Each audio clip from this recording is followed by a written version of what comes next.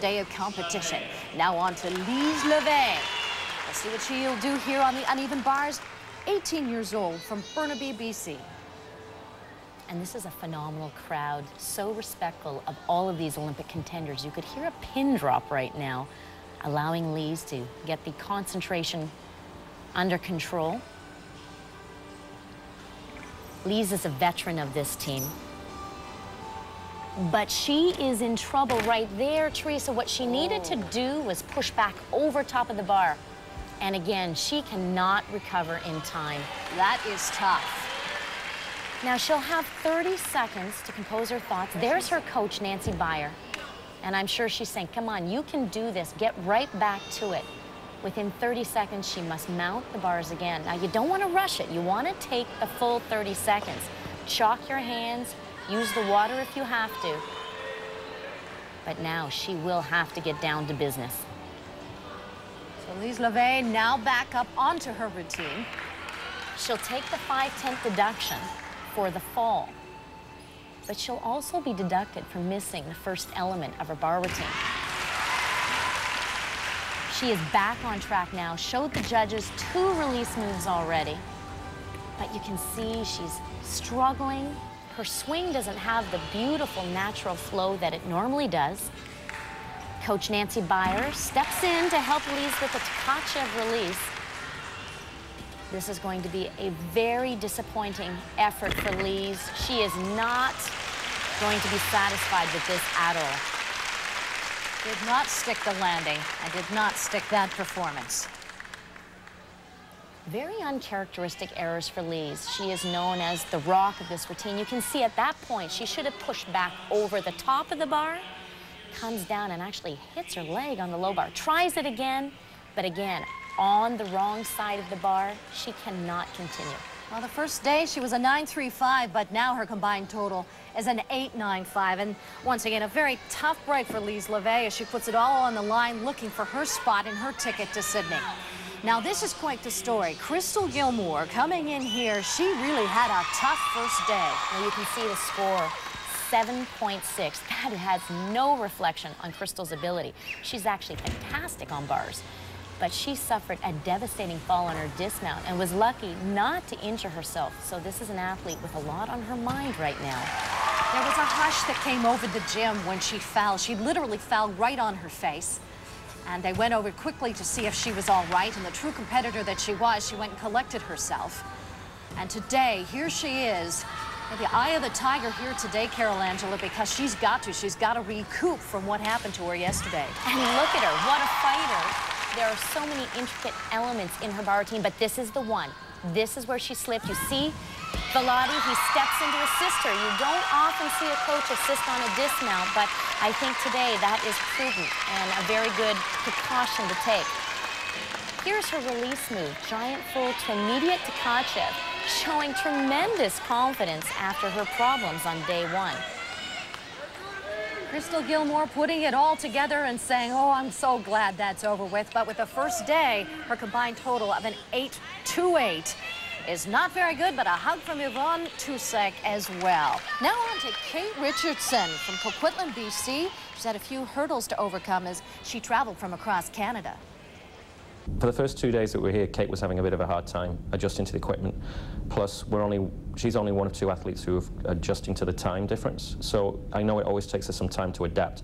So over the 2 days, Kate was climbing, but I wasn't quite sure if she was going to be as good as she needed to be. And then yesterday, she just got her head down and figured everything out, and it just worked. Oh, has it ever worked for Kate Richardson? We were talking, Carol Angela, she was to be the future, but now she's saying, no, the time is now. She's taking this competition by storm. The time is now, and that time difference between Vancouver and Toronto is very real and definitely has an impact on performance. Only Lise and Kate have to deal with that disadvantage, but it's nice to know she can heading over to Sydney, where the time difference is drastic. But Kate has really worked hard on this event.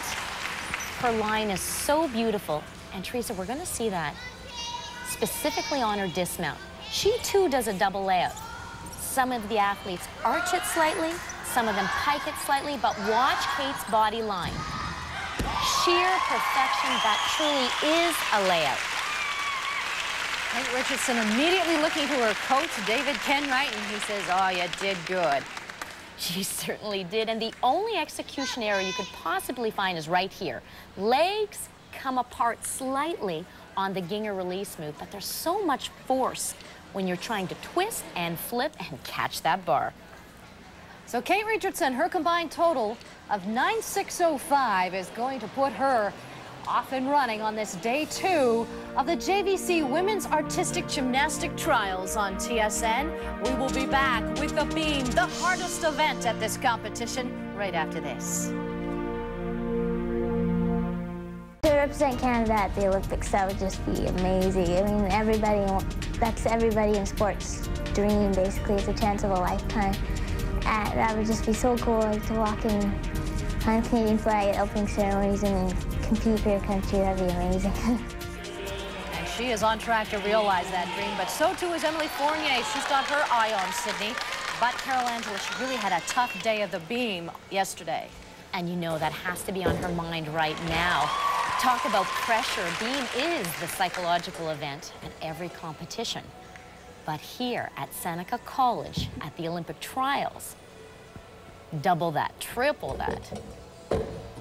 She is handling it extremely well. That is a 3-element tumbling line. The judges love to see that. Shows a lot of ability, a lot of control. It's incredible what they do when you think that that beam is, what is it, 3 inches wide? 4 inches wide. 4. 10 centimeters for the metric group.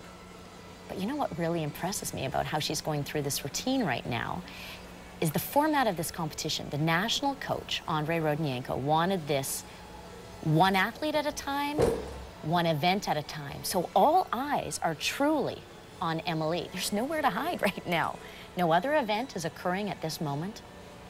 Just Emilie and the balance beam. Well, we mentioned it's a sellout crowd here. Oh, she hangs on. Now, some of her connections are not absolutely steady, not absolutely together, but she is surviving this beam routine quite well.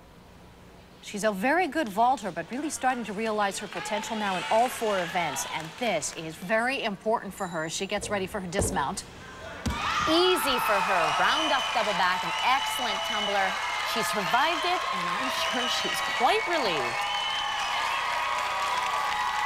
And yes, she gets the hug from Francine Bouffard, her coach. Back handspring, layout, back handspring.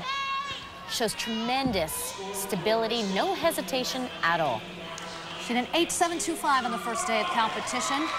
An 8.985 will be her combined total. Now look at Lise Leveille. Had a tough time on the uneven bars, but now it's on to the beam, and her coach Nancy Beyer told us what she expects. Well, I think she needs to do a repeat performance of what she did yesterday on the bars. Her balance beam, I know she can do it a little better. She made a few mistakes, small, but her reputation is to be the best on the beam, and I think she can do that. So here is Lise Leveille as she tries to recover from not doing well on the uneven bars. Here she is on beam. Her score from the first day, a 9.15. And she's known as the rock on this team. She's trusted by the national coach to start Canada off on balance beam, the toughest event of all at every international competition. And she always does it right for the team. But now, Teresa, she's in a different place, a place she's never been before. She doesn't even know if she's on this Olympic team yet. And after a disastrous bar routine, one would think that doubt would begin to creep in. As a coach, Carol Angela, which you are, you're going to the Olympics in Sydney, what would your advice be to an athlete that tries to overcome something that happens to them in competition? You immediately want them to begin to focus on the task at hand. And that's what these athletes learn to do so well. Lise is incredibly bright. She has a full scholarship. She's going to Stanford right after Sydney Olympics, should she make this team. And she knows how to put her problems behind her. This sport is so technical that you have to have phenomenal concentration ability. And you can see it right here. From a disastrous bar routine to a fairly solid beam routine.